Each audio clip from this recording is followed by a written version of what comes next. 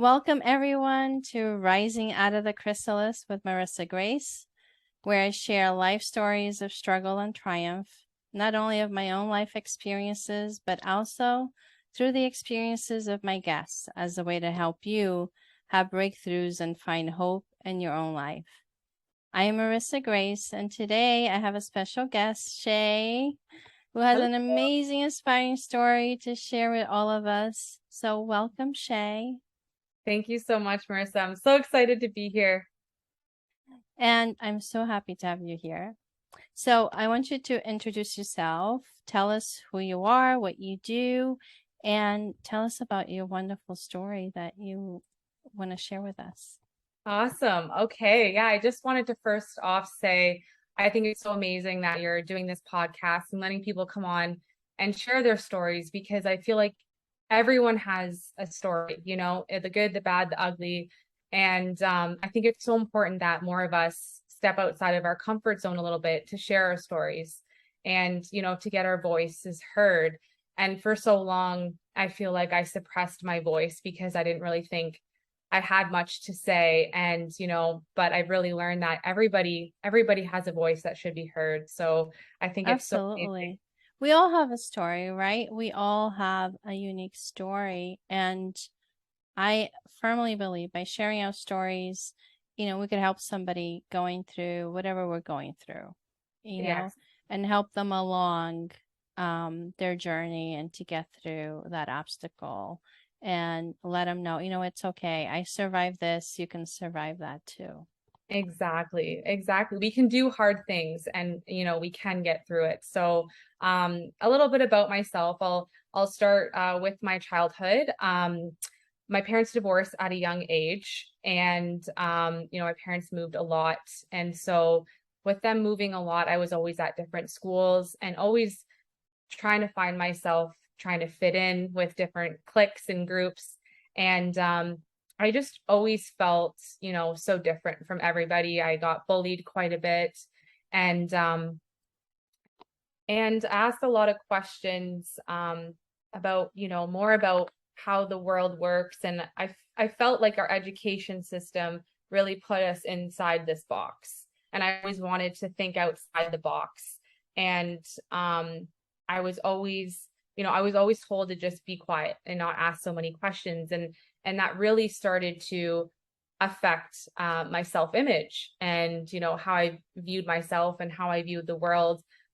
Because I feel like I was trying to express myself more, but it was being suppressed. And so that kind of led me, to, as I was getting older, I've always had these self-image issues. I never was really able to look in the mirror and tell myself that I love myself. I would tear every inch of me apart. And it was always just like this comparison. I never felt like I was good enough. I never felt like I was going to equate to what I wanted to be. And so I think a lot of that was from, from my childhood, and was from, not being able to express myself. And so as I got older, I, went to university. It felt like that's what I had to do. And I ended up working in healthcare. And it just, I was just not happy there. I always felt this constant pull, that I was supposed to be doing something else. I've always loved helping people, and I always loved putting smiles on people's faces. But I just knew that healthcare it wasn't the end place that I was supposed to be. And so I was I'm curious now. Why did you choose healthcare? So my mom was in healthcare, and she's always worked at nursing homes. And so I always went and, fed at like Christmas dinners and things like that, special events. So I was always around that environment. So I was familiar with it. I was comfortable with it. And so I felt like, oh, I could do that too. So I guess in a way I was following in her footsteps. And I thought that's where I wanted to go at the time. But now looking back, I realized that really wasn't my dream that I was chasing. I was chasing a dream that I thought that's what I should do. And so, because I guess that's all I really knew, right? I didn't know it was possible to think, beyond that.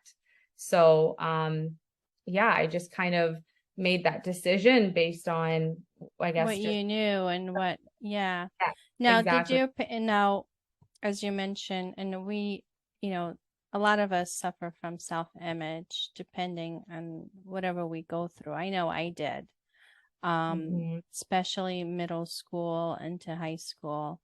And middle school is, usually, um, the time a lot of teens go through all the changes and they're Yeah. trying to discover who they are, and they do encounter these self-image issues, right? Because they're trying to compare themselves. It's the phase where they're trying to find who they are, and Mhm. they go to the outside to seek, acceptance. So they're looking at, the Exactly. not their parents, not their family member. They're looking at the other environment, like the other kids, I want to be like this person and that person, but I don't look the same. I don't have the same clothes, I don't have the same hair, I don't have the same look.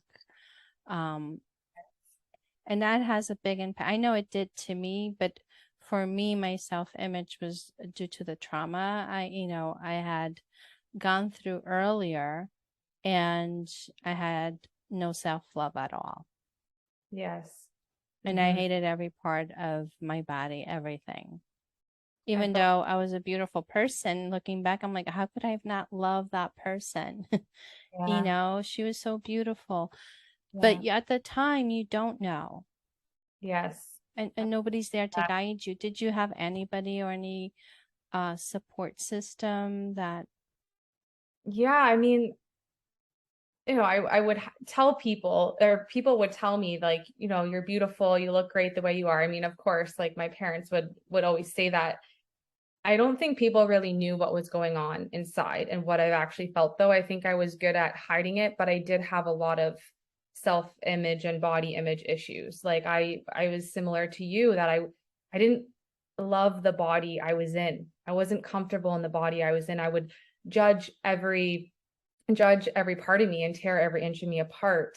And honestly, it was like to the point where my friends like couldn't even take pictures with me. They were like, I can't even deal with you because you're just gonna tear it apart and not want me to post it. And so, that really affected me because I just I didn't understand who I was. I was, like you were saying, I was trying to always look on the outside to figure out who I should be. I never went within.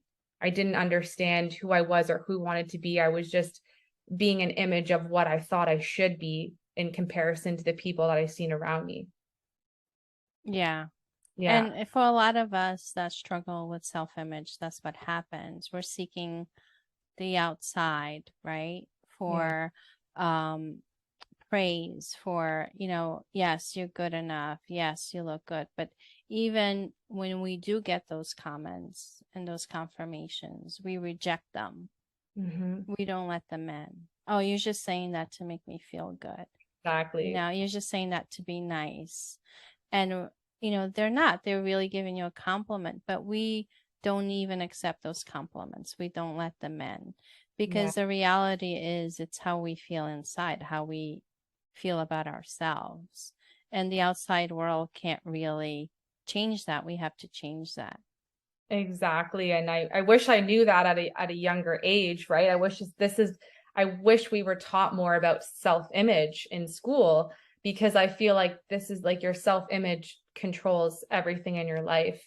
And I feel like that was the biggest obstacle I had to overcome.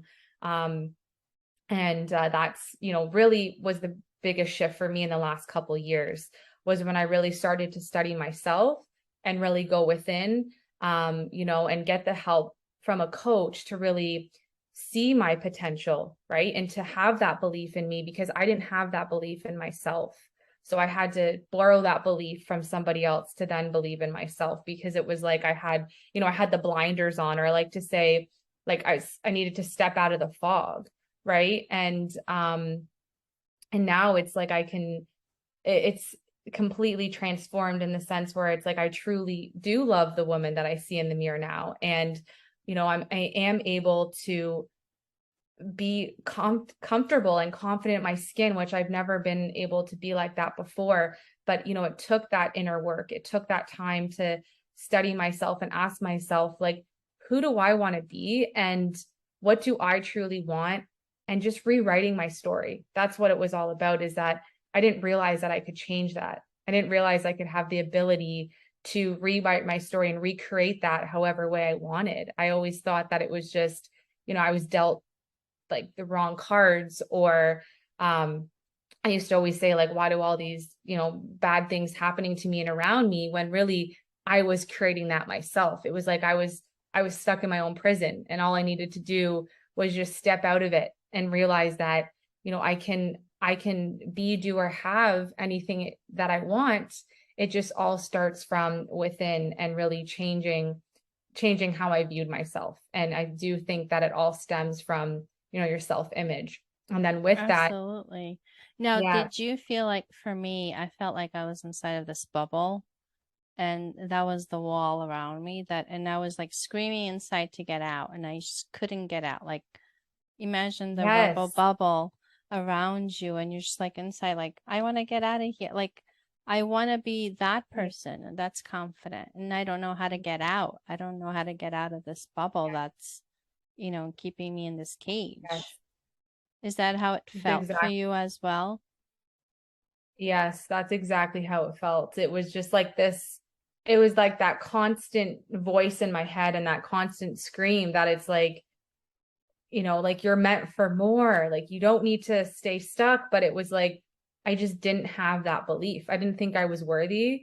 I just, it just stemmed from, I didn't love myself. I really didn't think that life could be any different. I was just so stuck in my own, and I know there's so many people that feel this way. And I just want whoever is listening to this, if you feel lost, if you feel stuck, if you feel alone, just know that you are never alone. Like, you have us to talk to, reach out to. And I think that was the biggest thing for me, is I did feel alone, because I didn't feel like anyone really could relate to how I was feeling.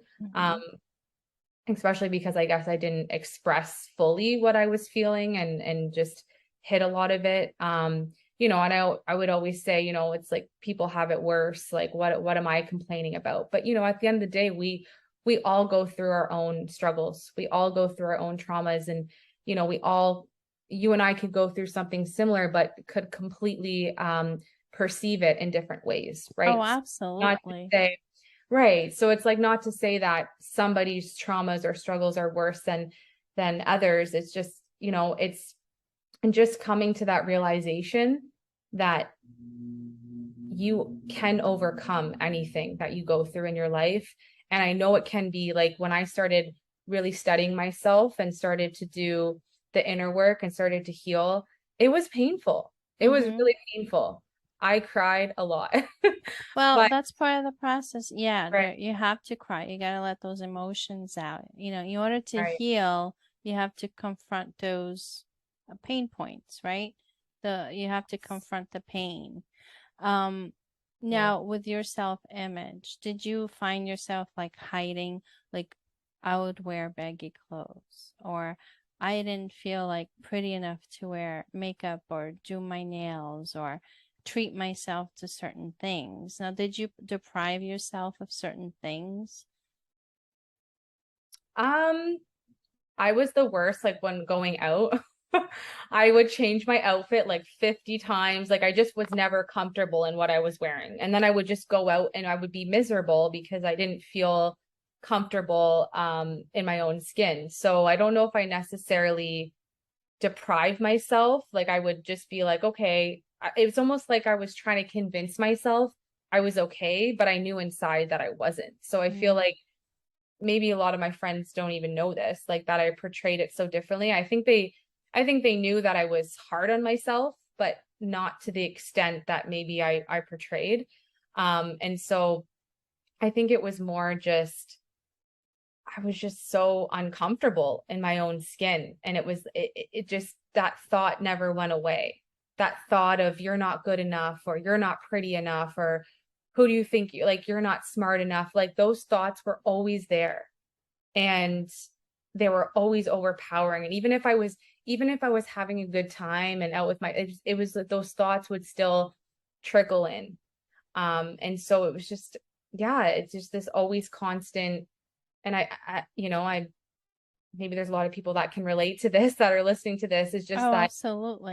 that thought of you're not good enough, because I feel like we're always comparing ourselves to other people, and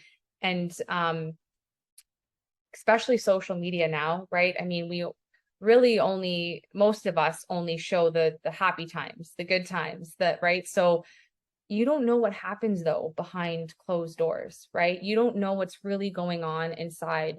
And so that's why it's like we should never, like they say, you should never judge a book by its cover. You should never compare yourself to anybody else, because you just never know what's going on inside. Yeah, behind that picture, it might portray a Yeah. beautiful woman, that looks Yeah. confident, but we don't know what her struggles are behind the scenes. We don't know, is she struggling with depression? Is she struggling with her self-worth, her self-image? We don't know that from a picture, right? They're just Yes, portraying something that they're want you to believe that they are, but we don't exactly. know. We can't judge. But, it's so true. We could be sitting across from somebody. We don't know what's going on through their head. We don't know how they're feeling, right? We could be having dinner with a friend and we may think they're okay and they may not be okay. They may be Hmm. super uncomfortable, being there because they're in a Yeah. public place or because they're not comfortable wearing what they're wearing because they think, oh, I don't look good enough to be in this setting or to be with my friends. And they're so Yes. confident and I'm not. So it is a struggle for a lot of us. Indeed, I know I went through it and it was, um, I had to push myself. Like I had to keep pushing myself to get out there and to be okay and, um, to start loving myself and what helped for me. So I want to know what you did to overcome this, but I had to install my own cheerleader inside of me to remind me every day, and I still do this every day. You know, you are beautiful. And it just that little voice that, keeps reminding me that, yes, you're okay. You look good. I'll look in the mirror. Yeah, I don't have the best body in the world. Everything is out of place, out of shape. I'm a mom. Things are saggy, but I'm I look at myself in the mirror. You know what? You're saggy, but you're beautiful. I'm loving myself. I'm loving this part of me. I'm starting to love that part of me. Where before I wouldn't Yeah. even look in a mirror. I wouldn't want to take pictures just like you. Yeah. And if somebody took a picture of me, I would tell them, don't post that, delete it. I don't like it. Yes. Yes. And that really affected even my kids because I wouldn't take pictures with them. And I'm Mhm. like, look, all these memories I missed, Yeah. of not taking pictures because of me not believing that, I'm beautiful enough or, not liking my self image how I look. So I Right. missed out a lot because of that. And if you think about it, it affects your life, it affects your family as well when you're in that state because you prevent yourself from doing things, from enjoying life and Yeah. really have a good time. To be honest, I don't know if I ever really truly lived in the moment until like the last couple years when I really started my healing, I want to say transformational journey. Before that, it's yeah, I feel like I was never truly living in the moment. And I think it took a lot of joy.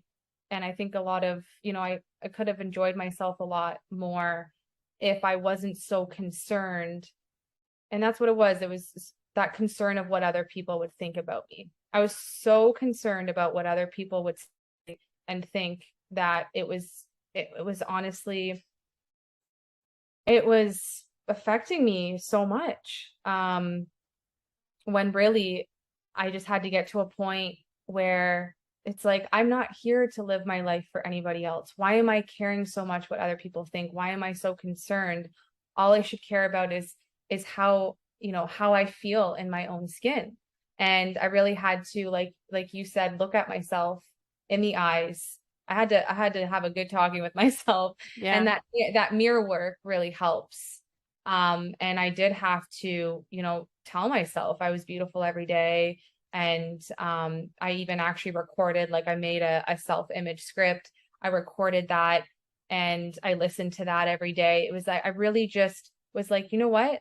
I know I need a change in my life because I don't want to live like this anymore. And I seen how it was affecting the people around me, and just, I was just so unhappy. Right. And so I knew I needed a change, and I just got to a point. And I think sometimes we need to kind of hit that rock bottom point in order to pivot in our life. Right. And so I just hit that point and I was like, no, like, I just know life is meant for, like, there's more to life than this. I shouldn't be miserable and so concerned about how I look all the time and be so hard on myself and down on myself.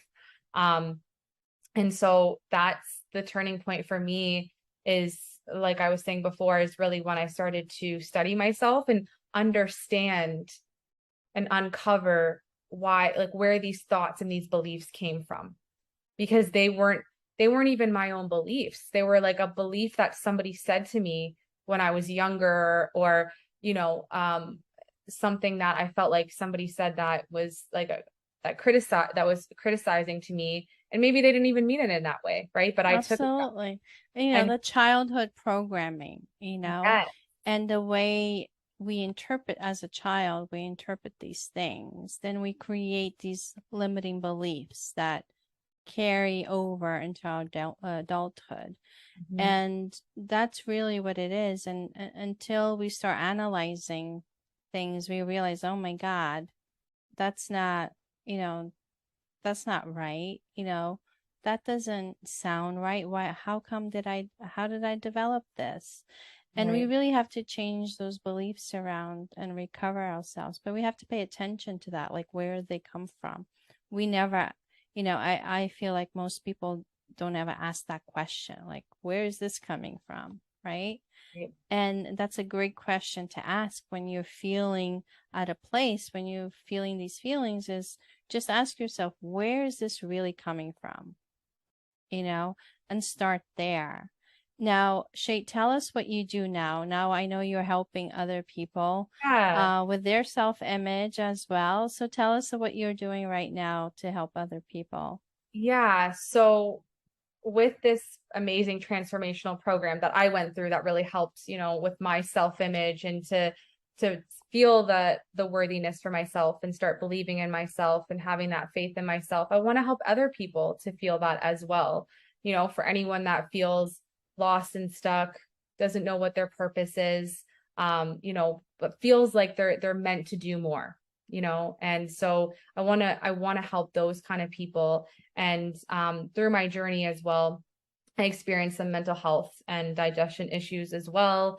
And so I was able to heal my own self holistically, and have been able to help a lot of other people heal holistically. And what that means is helping people to heal in mind, body, and spirit, and being able to have a balance in those three areas. So that looks like, your mindset, that looks like proper nutrition, and it looks like, for the spirit aspect, it's really that faith and belief in yourself, and that faith and belief in, infinite intelligence, or the universe, or God, whatever that looks like to that individual person. So through my own, struggles and my own obstacles and what I was able to overcome, I really want to help people to know that there is a solution, there is an answer, and it doesn't need to be, you know, medications or invasive surgery or anything that seems really, challenging. Like, there is a simple approach to healing holistically. And so I really want to help people to be able to find their own power, be able to take their power back, and step into their purpose, and and take back their power in not only in controlling their thoughts, but in their health as well. Because, I really do believe it goes hand in hand. Absolutely. Well, Yeah. it's a wonderful work that you're doing. Thank you, Shay, so much for being our guest today. I'll have a link if you want to reach out to Shay. Um, Under our video, you can reach out to her. So thank you so much all for watching. Please don't forget to share, hit the like button, and subscribe so you can get notified whenever these videos get published. So until next time, thank you so much. Thank you.